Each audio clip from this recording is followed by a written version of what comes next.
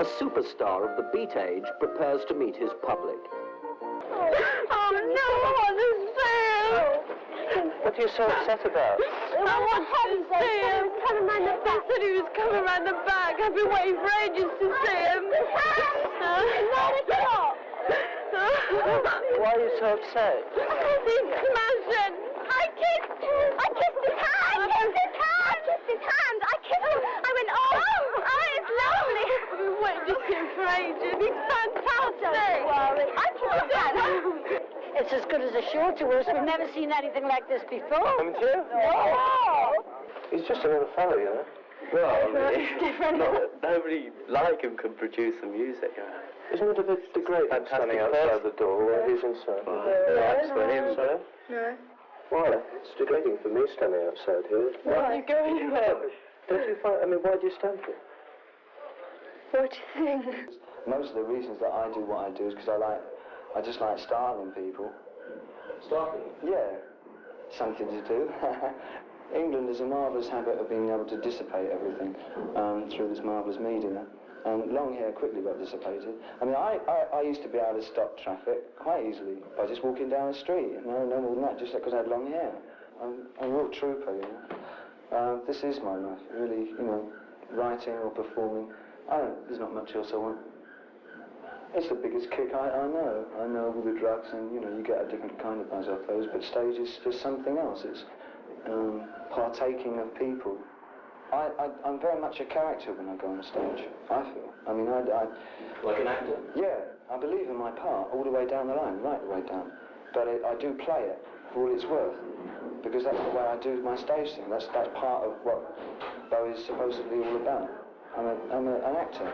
David Bowie and his band didn't know it yet, but they were poised to conquer the music world in 1972. His concept was a direction unlike any other. A character, a persona, that would play the role of a rock star. With songs like Moon Age Daydream and Lady Stardust, that concept was the Arnold Corns. You've never heard of the Arnold Corns? The idea was that an actor would play the role of David Bowie's character while mouthing the words to David Bowie's songs. This didn't really work out, and if you listen to the early Arnold Corns recordings, they're messy, but one rewrite later, and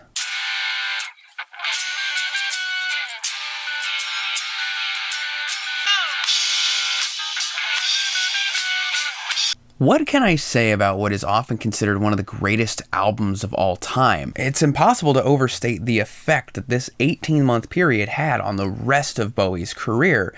Every album for the next 20 years would be a hit either critically or commercially or both, and it's all generated by the momentum from this one album.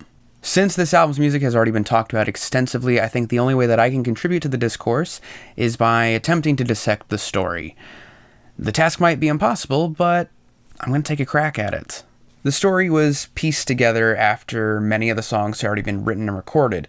Bowie wanted to make a musical, but didn't know where to start, so a lot of these are extrapolations around the character of Ziggy Stardust, but the basic story goes like this. Ziggy Stardust christens himself a rock and roll messiah, as he wants to bring one last bit of joy to the world before it all ends in 5 years. Whether this will be due to disease, famine, climate change, war, take your pick really, it was 1972, any of those seem like likely possibilities. He's adored by teens and those that feel othered by the older conservative society, as Ziggy is an androgynous alien. Eventually, though, he is ripped apart by aliens called the Infinites, who are never explicitly made mention of within the text of the album and only exist in paratext. So with all that said, how do the songs on the album tell the story?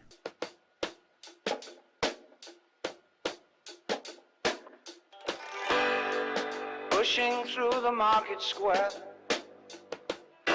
so many mothers crying.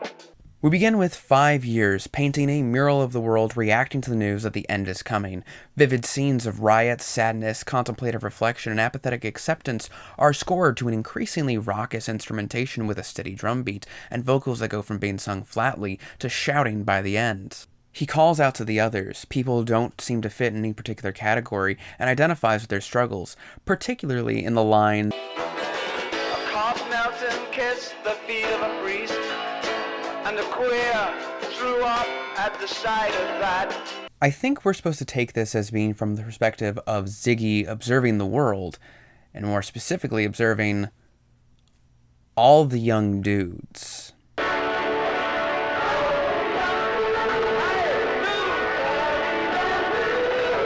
So I'm going to deviate a little bit from the track listing. There are supplementary songs that flesh out the story of Ziggy Stardust. And one of them he wrote for Mott the Hoople.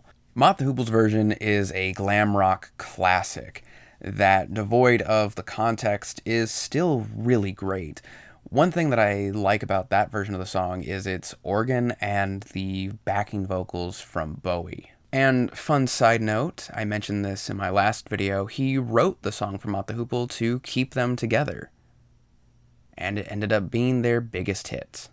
But how this pertains to the story, the lyrics, specifically in the chorus, all the young dudes carry the news, is about the young dudes carrying the news that the world is going to end.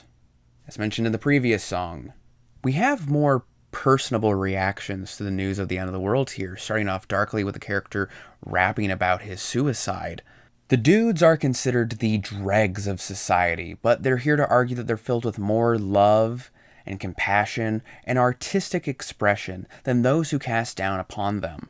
My headcanon is that this is from the perspective of future members of the Spiders from Mars, and it's their love that inspires Ziggy.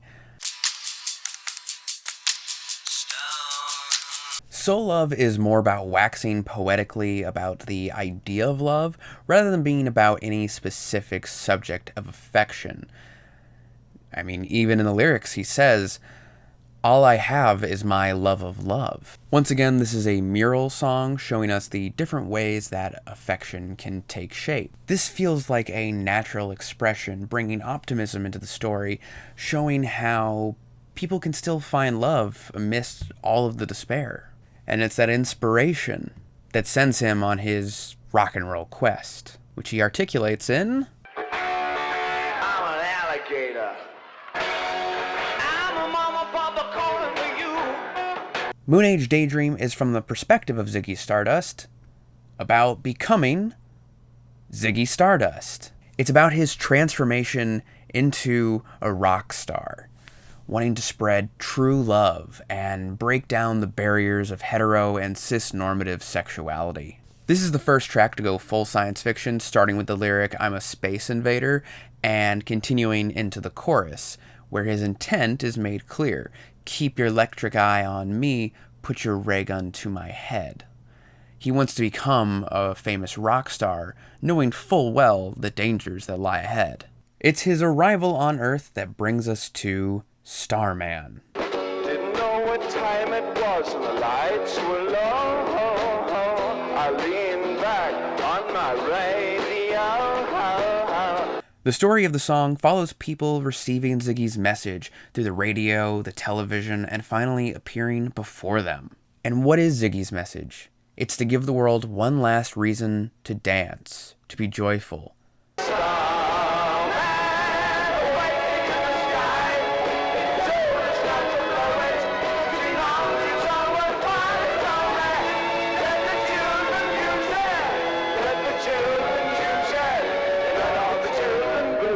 The young dudes hook up with Ziggy and become the Spiders from Mars, setting out on this arduous path to rock stardom.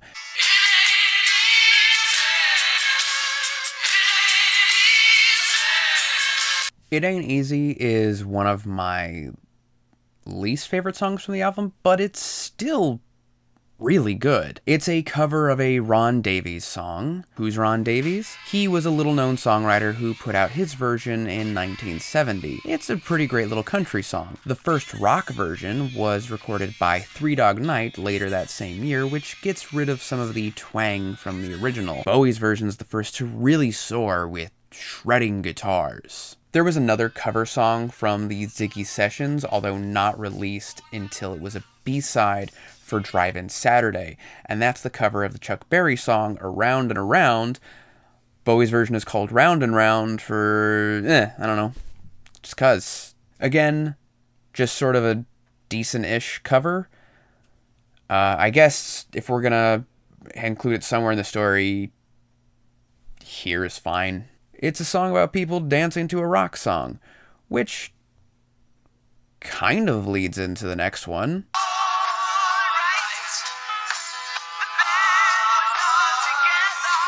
The song was unambiguously written about the subject, Mark Bolan. The makeup on his face, the long black hair, the bright blue jeans. It's Mark Bolan. And as the song was already written about a glam rocker, it wasn't too hard to apply that to the character of Ziggy Stardust. The song is from the perspective of the audience, not sure how to react to Ziggy at first, but eventually coming around to him. And that success eventually pays off, as they finally make it big on the chapter of the story.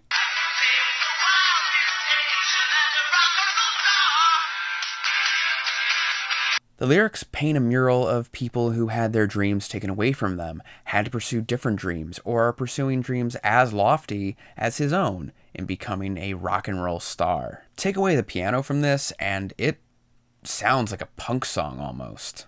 I'm going to throw in the next 3 supplementary songs here. One of my minor complaints about the album is that he goes from being a star to losing everything fairly quickly. And I think we just need a little bit more time as excessive rock star before we get there. So the first 2 songs are about blowjobs. Didn't have a better way to transition that. We'll start with Sweet Head, which is a song about receiving a blowjob, and I really regret wasting all of my good blowjob jokes on She Shook Me Cold. Caitlin, do you have any? No. We don't have any. We have no blowjob jokes. I'm sorry. It's okay. This is an unbelievably amazing rocker, and it didn't actually see release until 1990, which is a real shame. I mean, it makes sense. This is one of the dirtiest songs I've ever heard in my life, so there's no way he could have gotten away with releasing this in 1972. If you want to listen to the song, be warned, it's got a very problematic word for Hispanics. I'm sorry. Well, let's ignore that and jump to Velvet Goldmine, which actually was released around that time. Now, yes, there was a movie called Velvet Goldmine. That's all I'm going to say about that. Velvet Goldmine is sung between Ziggy and a groupie. Again, that's my headcanon. It's the only thing that makes sense, really. He calls her his Velvet Goldmine because, I don't know, it sounds sexy. I think it's pretty sexy. Sweethead and Velvet Goldmine do complement each other, though, because Sweethead is about giving head, and Velvet Goldmine is about receiving head. It's nice to give and receive. That's what I'm saying. Okay, her mouth is the Velvet Goldmine. Her mouth is the Velvet Goldmine, yes. The other supplementary song I'm throwing in here is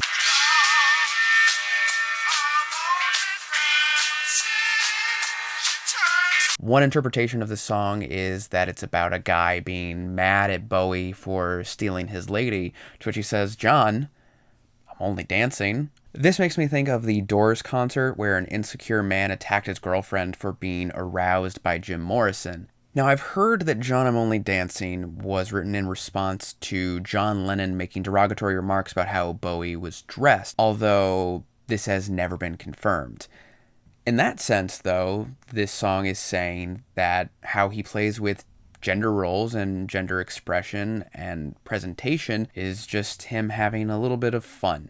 Although I think either interpretation works for the tribulations of an androgynous rock star. The music video for this song was shot by Mick Rock. It's a fairly standard band performance video, although it does feature some demonic-looking dancers from Lindsay Kemp's mime troupe. Apparently, the Ziggy tour was going to feature scaffolding and projection along with these dancers, and since you can see some scaffolding in the background of this video, I think this was meant to show what the Ziggy tour was supposed to look like. Mick Rock would also shoot music videos for Space Oddity and Life on Mars, both featuring only Bowie and what would become iconic Ziggy looks. Although chosen for the sci-fi connections, it's odd to me that they don't go much further than just showing off the very alien-looking Bowie. But let's get back to the story with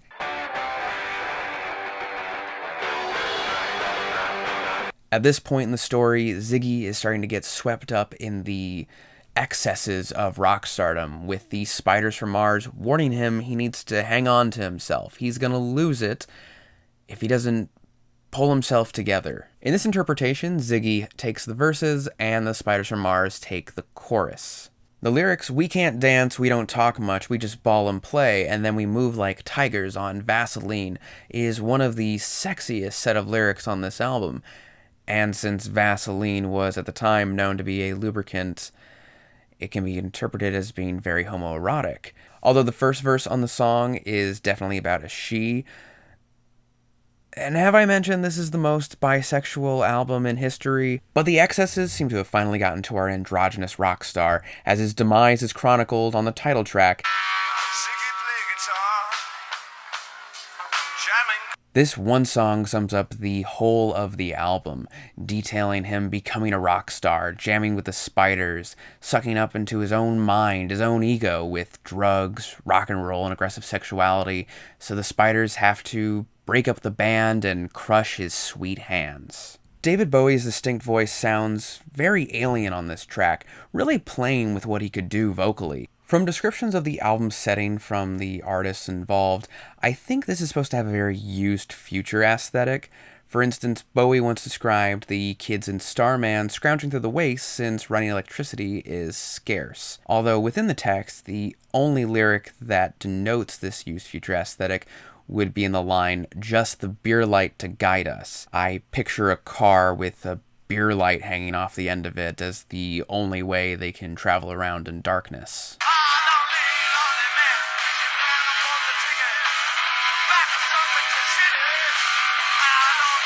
The song that follows that is Suffragette City, which could be interpreted as Ziggy being washed up and washed out. Regardless of its subject matter, this is one of my favorite songs on the album, with its heavy rock guitar, its quick tempo, its funky bass, and lyrics about sexual liberation and being sexually outmatched by a woman. Now I'm going to throw in one more deviation, that one being Shadow Man, which was recorded during the Ziggy sessions. Following what the story is supposed to be with the Infinites, I interpret this song as him seeing them as he gets closer and closer to his death.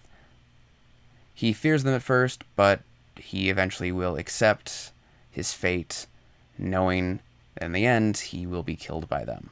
Bowie would eventually re-record this song much later on in his career, but if you want to hear the bootleg Shadow Man that takes things from the sessions for The Man Who Sold the World and Hunky Dory and Ziggy, it's worth checking out. If this had ended up on the album, I would say that this is one of the least impressive songs, but it's still fairly decent. So that brings us to the last song. Time takes a cigarette, puts it in your mouth. If this is about his last performance and being ripped apart on stage by the Infinites, how well do the lyrics capture that? Not at all, but that does not make it a bad song. In fact, this is a perfect mirror to the opener of the album, giving it a nice bookending feel. The vocals start off flat and end in screaming. The drum beat is nice and steady, and the music builds to a cacophony that even has a violin thrown in just to give it a nice weighty conclusion. And despite it being his rock and roll suicide, the album still ends on a note of optimism, unity, and love. His shouting, "Gimme your hands," is his call to bring everyone together, to share love with them one last time before they're all destroyed, except in this case, it's him who's being destroyed. I didn't really give much of my personal opinions on these songs, except for a couple, but I feel that it would have been redundant to just say, I love this song, I love this song, I love this song. I mean, every song on this album is amazing. Even the ones that I think aren't as great as the others would still be the best song on just about any other artist's album. And I guess it's worth talking about one more bonus track here, Holy Holy. Now, forgive me for messing this up. I should have talked about this in the Man Who Sold the World video. But for some reason, this bonus track was released on Ziggy Stardust and not that, so I didn't know any better. Forgive me. Apparently, because The Man Who Sold the World didn't have any marketable singles, which is really funny in retrospect, he put out Holy Holy, which is kind of just more of the same. I mean, again, if you want that heavy metal Bowie, here you go. But yeah, there's not much else I can say about it. Next up is Live Santa Monica 72. Originally released as a bootleg, it would not see a cleaned up and proper release until 2008. I feel like I'm terrible at judging live albums unless they're particularly bad or particularly unique. I don't really know what to say other than, yep, those are songs you've heard before, except now they're live, a little bit messier, and now there's cheering over them. With all that said, this album does a really great job of showing what the original Ziggy Stardust tour sounded like. There's a powerful energy on this album, and it's really cool to hear the Gene Genie before it was released, as well as a glammed up version of Waiting for the Man, and a cover of a song called My Death, which I'll talk about more when I get to Ziggy Stardust the Motion Picture. But we have a while before we get there, so in the meantime, let's talk about the albums he produced during this period. In between albums, Bowie got to work with two of his influences on this period, Lou Reed and Iggy Pop, both of whom he would go on to become lifelong friends with. First up, we'll be talking about Transformer by Lou Reed. This album was co-produced by David Bowie and Mick Ronson. Now, most of the songs here were written and composed before either of them came along. Bowie helped produce while Ronson worked in session and composed string sections, most notably on the song Perfect Day. It's nice in this journey to hear another artist in the glam rock mold, especially one that would go through as many different directions as Bowie.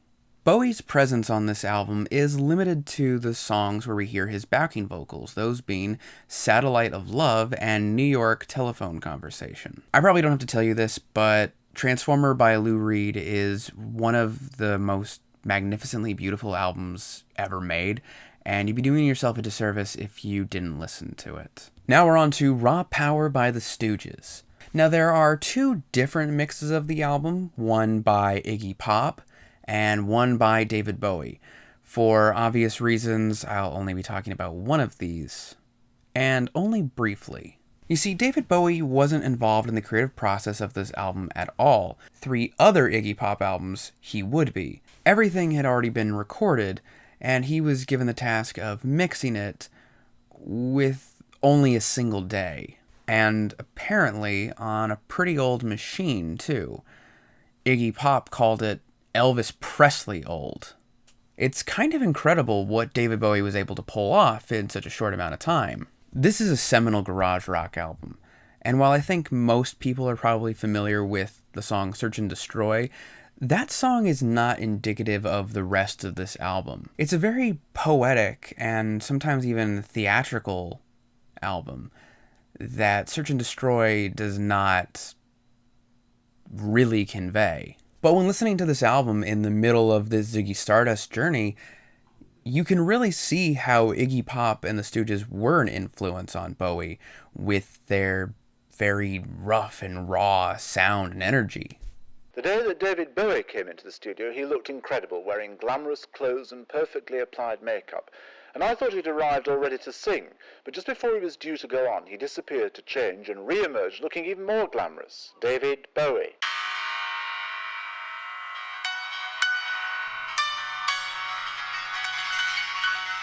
I think it might actually be illegal to talk about David Bowie without at some point donning the Thunderbolt makeup. Being shirtless, though, that was my choice. And you really have to talk about this album cover. It's such a striking, beautiful image. The Thunderbolt, the airbrush teardrop, and I don't know if there's anything that better encapsulates what the album is going to be about than this particular cover. It's glitzy, it's glam, but it has an air of sadness to it. And that's the best way to describe Aladdin Sane. A follow-up album that arguably is even better than its predecessor? Aladdin Sane has been described as his own character. One that is far nastier and darker and edgier than Ziggy Stardust. Although Bowie himself described the album and the character as Ziggy Goes to America, since most of the songs were written on his tour in support of that album. In this way, the album has been seen as being about the darker sides of fame. I interpret Aladdin Sane as a dual concept with Ziggy Stardust, being his alter ego or fall from grace. If you're a Lady Gaga fan, this concept should already sound familiar to with The Fame and the Fame Monster, or if you're a Marilyn Manson fan, this would aptly describe the concept of Mechanical Animals, and both of these artists' careers would not exist without David Bowie. Maybe I'll talk about them sometime. And if you don't mind me getting a little bit more real for a second, I'm also reminded of Jim Morrison's drunk alter ego that he named Jimbo. While the music for Ziggy Stardust was more punk and psychedelic rock in nature, this album is much more indulgent in blues, soul, jazz, and cabaret. This has a lot to do with Mike Garson joining the band and becoming deeply involved with the composition of the album.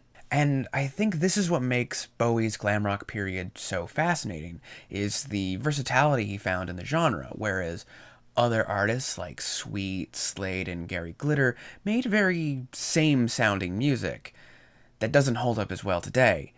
Unless, of course, you're the director of The Joker and you think you're being edgy.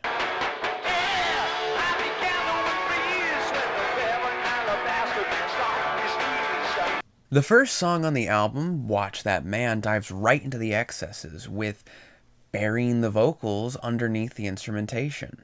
The piano sounds excitable, and the chorus is aided by a section of soul singers. The whole track feels wild and makes you really feel like you're at this over-the-top party. The lyrics are not super integral since, like I said, you can barely hear them. But what they're about is a party he attended with the glam punk band the New York Dolls, and the titular man is the lead singer. Feeling-wise, though, this actually has a lot in common with Ziggy Stardust, which is a great way to ease listeners into the album. And trust me, this song is destined to get stuck in your head, the pre-chorus and chorus especially, which is even more maddening because you don't understand the lyrics. So how can you sing it? The strangeness starts at the very next track, Aladdin Sane, 1913, 1938, 1907, being the most experimental track on the album with its deep dive into the sound of avant-garde jazz. The track was recorded in one take, with the avant-garde piano standing in contrast to the blues rock sound. To quote Mike Garson, "I had told Bowie about the avant-garde thing. When I was recording the Aladdin Sane track for Bowie, it was just two chords. An A and a G chord, and the band was playing very simple English rock and roll. And Bowie said, play a solo on this. I had just met him, so I played a blues solo, but then he said, no, that's not what I want. And then I played a Latin solo. Again, Bowie said, no, that's not what I want. He then continued, you told me you play that avant-garde music. Play that stuff. And I said, are you sure? 'Cause you might not be working anymore. So I did the solo that everybody knows today, in one take. I always tell people that Bowie is the best producer I ever met, because he lets me do my thing." The years in the title are the years preceding World War I, World War II, and what Bowie believed to be an impending World War III. Thus the lyrics are about a culture prepared to go to war. The song has an anti-war sentiment, saying that you'd have to be insane to enlist, that the promise of seeing exotic locations is a ruse to trick young men into fighting, and that, in all likelihood, the soldiers will die. Who will love Aladdin Sane? Battle cries and champagne, just in time for sunrise, suggest that there is some excitement and reward to enlisting and fighting, a technique used to this very day in what many refer to as the poverty draft. This observance of darkness and decadence, as a follow-up to a song about excess, really sets the stage for the rest of the album. Let me put my arms around your head. Gee, it's hot. Let's go to bed. The darkness continues on the bizarrely erotic Drive-In Saturday. Per Bowie, it was about the future, and it's about a future where people have forgotten how to make love. So they go back onto the video films they have kept from this century. This is after a catastrophe of some kind. Some people are living on the streets and some people are living in domes, and they have to borrow from one another to pick up the pieces. The song is heavily influenced by doo-wop, the 50s aesthetic of which mingles well with that being the era of sci-fi drive-ins. And the sci-fi theme is exuded further with the use of a synthesizer to add effects. While sounding very fun and being about fun, sexy times, the tone is still quite dark, if finding happiness in a dark situation. It's a hard balance, but Bowie strikes it well, and arguably pulls off one of the best songs on the album.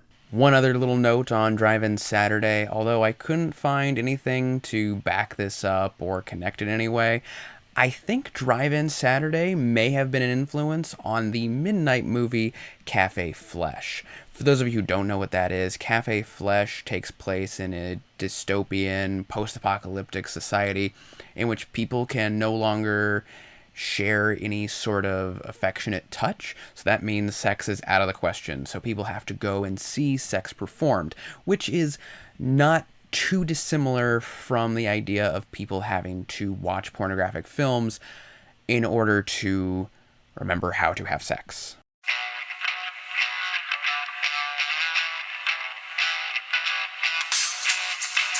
Panic in Detroit was written after a night of Iggy Pop showing Bowie around his hometown, jumping cars, talking about the 1967 riots, and the local revolutionary John Sinclair of the anti-racist collective, the White Panther Party.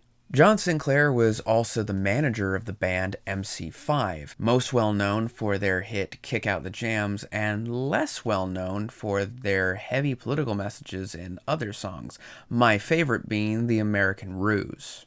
While the song doesn't sound like MC5, it does have a very unique sound with its bluesy guitar riff, conga drums, and soul singers. The lyrics also blend everything I just talked about into a delirious and paranoid song about being caught in the middle of a riot with death and danger all around, all the while being fascinated by the figurehead who started it.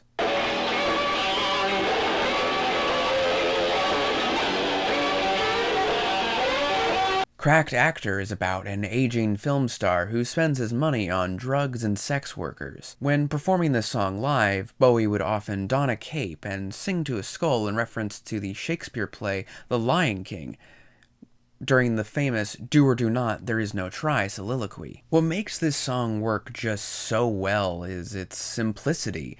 It's hard rock with harmonica and comes across as one of the sleaziest tracks on the album. The depravity of the Cracked Actor is in his blending of drug and sexual terminology, with crack, smack, and suck being euphemisms for either one. This is another favorite of mine, and it has another chorus that's going to get stuck in your head for days.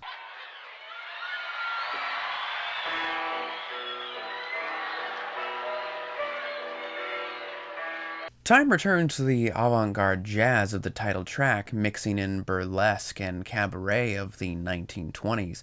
The stride piano is at times elegant and other times sinister, overlaying the traditional glam rock composition.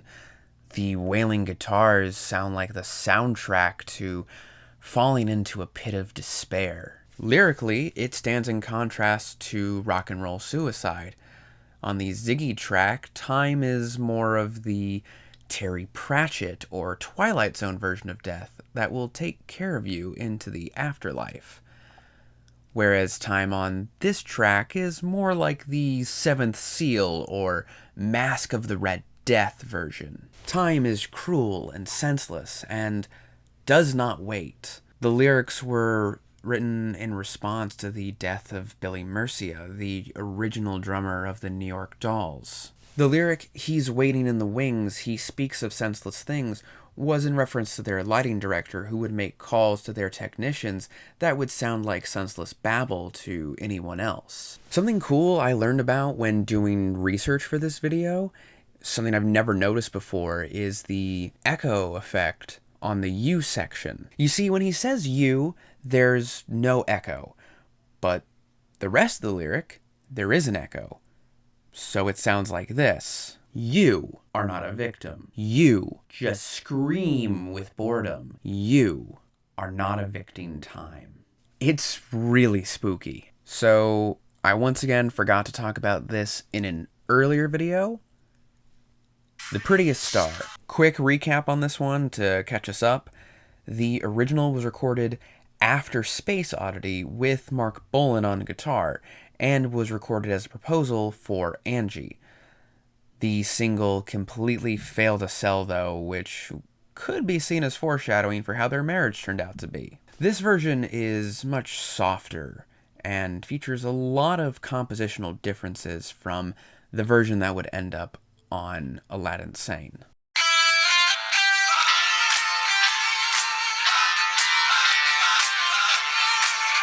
There's no acoustic guitar, it ups the tempo with a clapping percussion, it switches out the violins for a sexy sax, and adds doo-wop vocals to really liven things up. Bowie's vocals on the original were also a lot softer and sweeter, but he really throws himself into this version, making it sound a lot more passionate.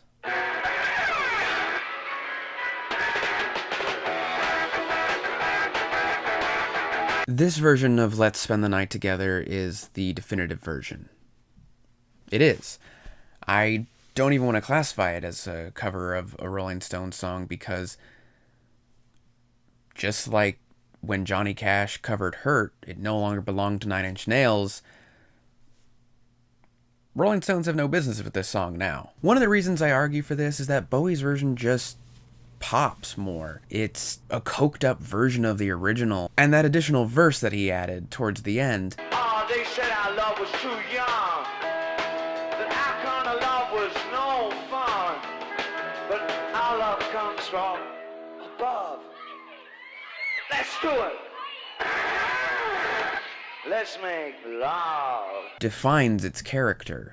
A contemporary derisive review from Rolling Stones magazine complains that the most ostensibly calls for heterosexuality in rock being made into a bi anthem. To which I say, it's ours now. You can't have it.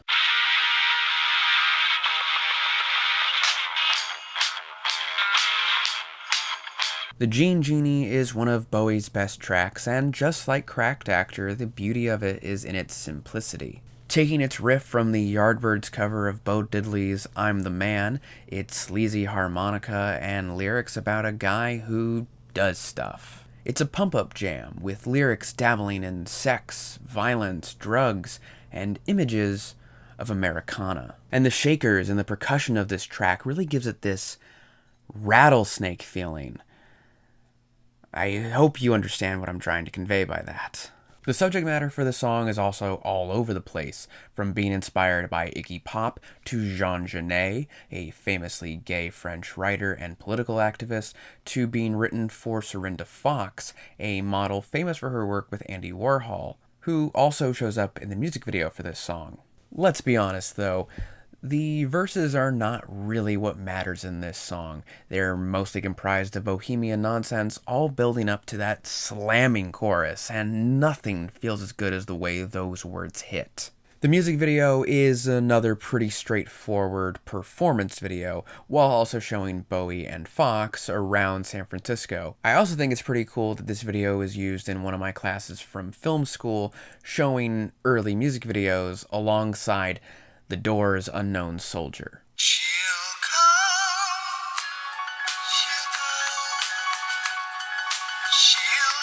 To close out the album, there's a romantic track about his affair with soul singer Claudia Lanier, Lady Gritting's Soul. The piano is magical and has been compared to James Bond tracks, which I really hear during the lifts in the chorus. The Latin guitar work is exquisite and adds to the sensuous atmosphere. Notably, this is the only sexual song on the album that doesn't treat the act as being dirty, a change of pace that I really like. It's a fascinating place to end the album.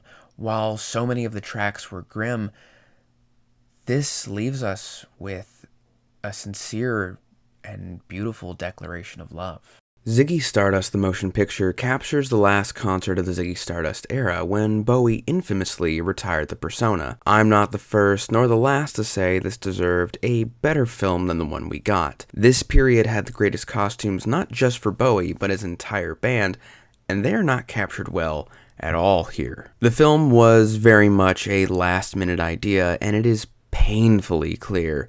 The camera work is so run and gun that most of the time people are in poor lighting, the lens is out of focus, or you're seeing practically nothing at all. The editing is terribly inconsistent, making this hour-and-a-half drag with momentum-killing backstage segments of people mumbling to each other. One of the costume effects is even ruined by one particular backstage segment where we see Bowie in a costume that's meant to be a big reveal.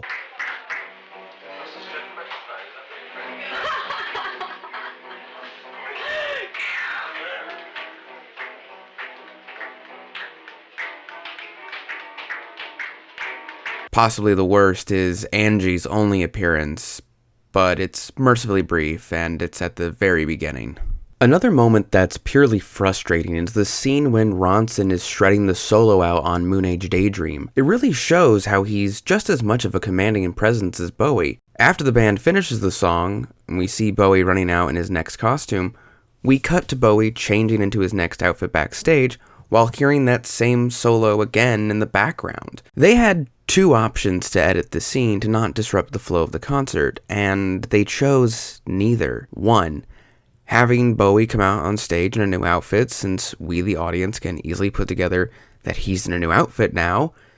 It even keeps the feel of how someone attending the concert would have experienced this moment. Two, you cut to him changing in the dressing room, cutting between him and Ronson's solo in real time, so that when he runs out on stage, we don't have to see that moment twice. Why would you make this scene feel so redundant? Amid all my criticisms, there are some great live performances captured here. The medley of Wild-Eyed Boy from Freecloud, All the Young Dudes Know You Pretty Things, Time, a pumped up version of Changes, the cover of White Light, White Heat, and the closing with Rock and Roll Suicide. I also really liked when the concert slowed down to being just Bowie on stage with his acoustic guitar singing his cover of My Death. It's simultaneously haunting and beautiful in a way that only Bowie was able to accomplish. With how important this song was to the era, I'm honestly surprised that no studio version of it was ever made. But with how intimate he made the song in live performances, I can see how that would have spoiled the feeling of it. Another terrible moment of editing comes after the intermission. Following his performance of My Death, we cut to the band changing into their new outfits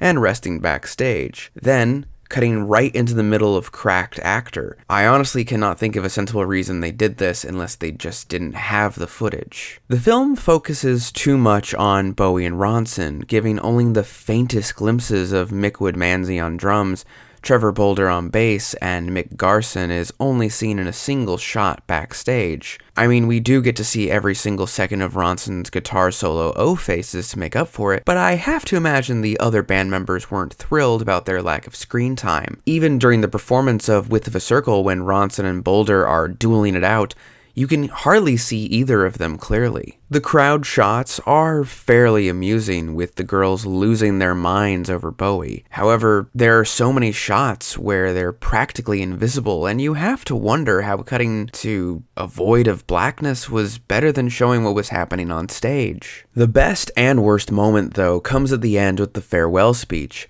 Apparently no one in the band knew that he was going to do that, and Bowie certainly doesn't make it clear that he's talking about ending the Ziggy Stardust persona and the Spiders from Mars project.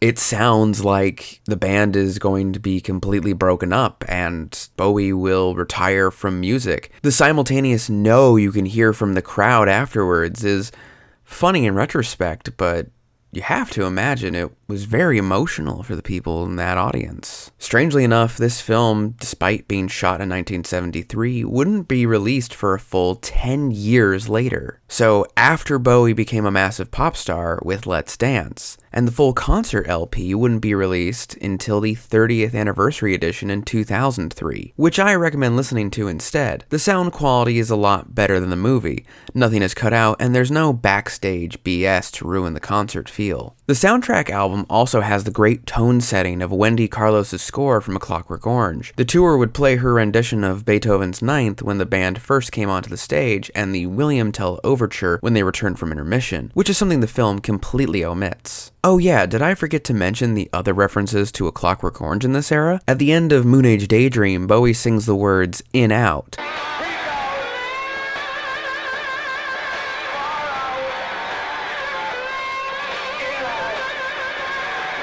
A NADSAT euphemism for sexual intercourse. He also drops the word droogie in Suffragette City.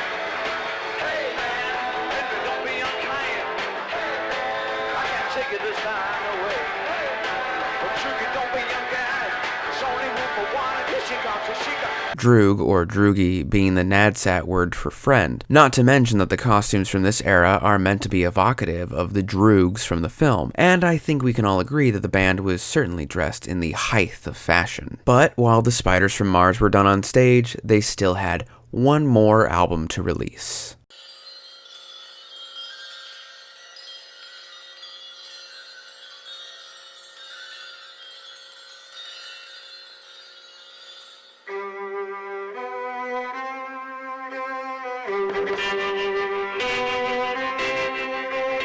Pinups was the last album of the Ziggy Stardust era, and it works as a sort of farewell. It's a collection of covers of songs from the years 64 to 67. The Spiders from Mars are somewhat present on this album.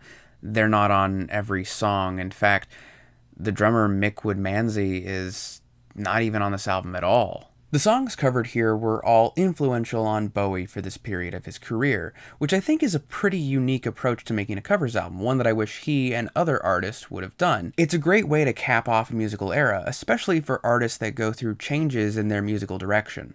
We can see how they interpreted their punkish influences on Rosalind, showmanship on Here Comes the Night, their love of blues and R&B, or at least a British interpretation of it, with I Wish You Would, Everything's Alright, and Don't Bring Me Down, psychedelia on See Emily Play and Shapes of Things, and pop sensibilities with Friday on My Mind, the Slowed Down I Can't Explain, and Anyway, Anyhow, Anywhere. One of the tracks that really stands out here is the transformative version of Sorrow, taking a folk rock song and giving it a real glam rock polish. I think they even knew they had a hit on their hands with this one because it's the only song from the album released as a single. I also have to recommend the cover of Where Have All the Good Times Gone by the Kinks, which glams that song up in a way that I feel is very appropriate. There's also a bonus track covering Growing Up by Bruce Springsteen, which I thought was pretty nice. Apparently this was supposed to go on a cover album called Bowing Out. You get it? It was going to feature covers of American artists. This never happened. Lastly, I want to talk about his cover of The Port of Amsterdam by Jacques Brel. This is something that had been with him for a very long time. According to one anecdote, he even played his rendition of it in between filming on The Virgin Soldiers, which is a film I have not talked about because he has the most minor of cameos in it. The song is a bit slut-shamey and kind of anti-sex worker, which is weird for a Frenchman to have written it, who also didn't want to meet Bowie for being a, this word that means, the F slur. At the end of the day, this album is only about 40 minutes long, which I think should make it an EP, and that's with bonus tracks. It has some decently fun covers on it, but it doesn't aspire to be anything more. Many of these songs would see one final performance of the Spiders from Mars reuniting on Midnight Special. In my opinion, this 30 minutes captures the era better than the motion picture, and I'd recommend watching it. Boy, that David Bowie is fabulous. I say he is fabulous. I tell you, it's no wonder that he's the superstar he is. As I mentioned in my last video, I really want to see an adaptation of Ziggy Stardust. Not an adaptation of David Bowie on his Ziggy Stardust tour like the upcoming Stardust film, but a film that actually, once and for all, gives us a clear version of the story that's on the album. And I think I know a good way to do it. First off, let's talk about the most important aspect, the music. Obviously, everything from Rise and Fall stays in, but I want to capture the rest of the era too, with as many songs as possible from Aladdin Sane, Pin-Ups, the live performances during this period, and other hit songs from his career up to this point. Now, here's my ultimate 58 song long track listing. Now, I understand that some songs would have to be cut out or trimmed or mashed up or turned into a medley to get everything in there. And some songs may only find their way in snippets or spoken as lines of dialogue. But I think this fleshes out the story pretty well. Just follow me here. Prologue. Now, this decision may seem uncouth, opening up the musical adaptation with a song that is not from the album, but I think it functions as quite the tone setter. I think it also goes without saying that Ziggy Stardust wouldn't have been able to happen without this song, and the fact that Mick Rock shot a music video from the Ziggy Stardust era for this song also proves its importance. For the story, I think it functions as quite the tone setter. This moment of scientific triumph dashed away by a disappearing astronaut. If we really want to get into it, we can have the Infinites show up in this prologue as well, being the reason the astronaut disappears, consuming the astronaut the way they'll eventually consume Ziggy Stardust at the end of the story. Act 1. Then we have 5 years, giving us the news that the world is dying, with the whole company painting the mural of the world. We have all the young dudes carrying on, introducing us to the members of the Spiders from Mars. We could even have one of them singing The Prettiest Star to their girlfriend or boyfriend, leading to Ziggy singing about his love of love in Soul Love. Ziggy then sets out on his rock and roll quest in Moon Age Daydream. We meet more of the characters that will be enlightened by Ziggy's arrival in Life on Mars as they yearn for a messiah.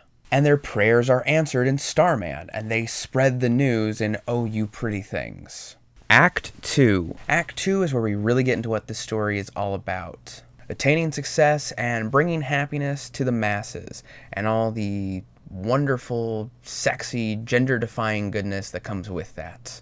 Ziggy will have to be taught by the Spiders from Mars that the road ahead is not going to be easy on It Ain't Easy. Struggling to find a way to reach the ears of those who feel disaffected, he finds inspiration in a drag queen on Queen Bitch. The band now reaches more people with their new songs Drive-In Saturday and Savior Machine. We could even have the character of President Joe from Savior Machine in the story as sort of a King Herod type character, an ideological opposite to Ziggy. Personally, I really like this idea, as a song that's critical of President Joe could lead to one of their shows being shut down, leading to Lady Stardust. From there, we see the band gaining notoriety through a mashup or medley, or just a few selections of Let's Spend the Night Together, all the songs from Pin-Ups, and the other covers from this period. And this act culminates in them making it big on the song Star. Act 3. Act 3 is where we'll get a lot of our wildest moments and deepest points of drama, exposing the darker side of fame. For another Jesus Christ Superstar comparison, this act would focus primarily on the lessons and teachings of Ziggy Stardust. Here, most of the songs will be comprised of tracks from Aladdin Sane. We see that the excesses are starting to get to Ziggy, and the band warns him that he's losing control on Hang On To Yourself. So he fights his inner demons on The Width of a Circle and loses, leading to the strung out Bowie on Suffragette City. This decision may be controversial to some Bowie purists, but I feel that this song would work better if placed before his ultimate fall on the title track. Which leads us into Act 4. We see the band turn against Ziggy, crushing his sweet hands, the audience now lost without their Messiah, and Ziggy left to contemplate his fate. The man who sold the world in this context is now Ziggy, looking at the reflection of himself, his alternate persona, Aladdin Sane. He fears time and wants to get the band back together for one more show. He feels like he's sinking in the quicksand of his mind, but remembers what this was all for, and wants to fill his heart with love, leading to the truest expression of love from Aladdin Sane with Lady Gritting's soul. And that takes us into the finale with Act 5. Closing in on the conclusion of the story, he starts to see the Shadow Men approaching, but he's accepted his fate. He gets the band back together with a reprise of the chorus from Time, and they take triumphantly to the stage with the Supermen. When he knows he's about to die, he gives his farewell. As the Infinites close in on him, he tells the audience to give him their hands on Rock and Roll Suicide, one final gift of love to the world. And as the Infinites disappear with their Messiah into space, we hear the world singing a reprise of Starman, their tribute to the alien who just wanted to let all the children boogie. Now, I'm well aware that my idea for a Ziggy Stardust film adaptation is a pipe dream at best, but at the very least, I hope you all give a listen to the songs in the order that I have suggested, if nothing else. I mean, sure, it's 3.5 hours, but can you think of a better use of your time? Time takes a cigarette, puts it in your mouth. Having started at the beginning of Bowie's career really makes it feel like he was always on the track to success. But it's important to remember, if you are in an artistic field and looking for success, that for him, this came nearly a decade into his output. Starting with his early rock and roll, his first attempts at thoughtful folk music, and diving headlong into the current trends of rock and pop with forays into science fiction, expressions of love, and explorations of dark philosophies, it all seems like practice to get to this trio of albums. The rise and fall of Ziggy Stardust and the Spiders from Mars, Aladdin Sane, and Pinups is a musical journey, simultaneously a fictional narrative and an autobiographical tale of an alien observing, admiring, and admonishing Earth and its cultures. They paint a world filled with dread, chaos, death, and heartbreak, but one where we can still have fun, love, be free, and express who we want to be. And if there's any lesson that we can learn from all of this, is that enjoying life while it lasts is exactly what we should be doing.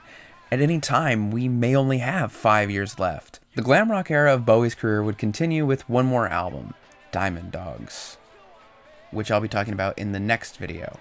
Also, I'm going to stop saying next week because I never have a consistent time frame for when I get these videos out, at least not yet. I hope that soon I'll be able to do that. Just, I'm not able to do that now. Sorry this video took so long, but as you can see, there's a lot of work that went into it. Just, oh boy, that length. I don't know what it is yet, but, damn. So, I hope it was worth it. I want to thank you all for watching this. Hello to new subscribers. You're beautiful. I love you. Thank you for joining me on this journey.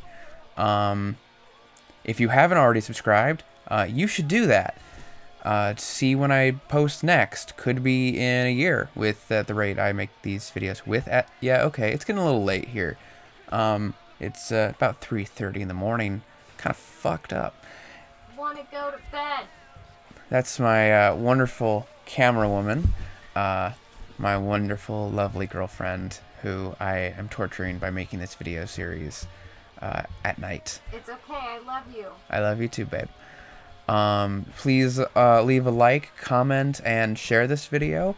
It helps my channel grow. Is there anything else? Ring the bell icon. Still not sure how that works, because I'm an old man who doesn't understand the YouTube. I'm wearing my I voted sticker, because that's how long this video took to make. Live in Florida, and we voted in the Super Tuesday primary here, and vote Bernie. I think that's all I have to say for now. Bye. Cut it. God.